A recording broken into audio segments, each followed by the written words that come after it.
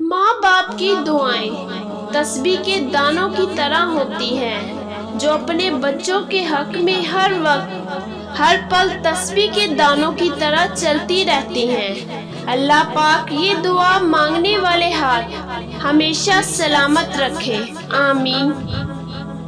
दुनिया के किसी कोने में भी चले जाएं, माँ बाप जैसे नखरे कोई नहीं उठाता।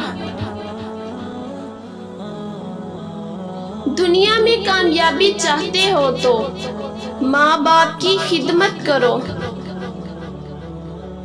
वफा करनी है तो माँ बाप से करो। दुनिया आपको तब ही प्यार करेगी जब आपके पास दुनिया वालों के लिए कुछ होगा। माँ बाप के हाथों को पकड़ कर रखो, किसी के पैरों को पकड़ने की जरूरत नहीं पड़ेगी। माँ बाप की शान। दुनिया की सबसे कीमती खुशी वो होती है जब तुम्हारे माँ बाप तुम्हारी वजह से मुस्कुरा रहे होते हैं।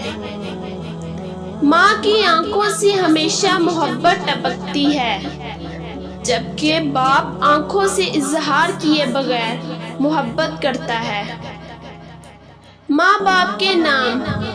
नींद अपनी बुलाकर सुलाया हमको, आंसू अपने गिराकर हंसाया हमको। दर्द कभी ना देना उन हस्तियों को, अल्लाह ने माँ बाप बनाया जिनको।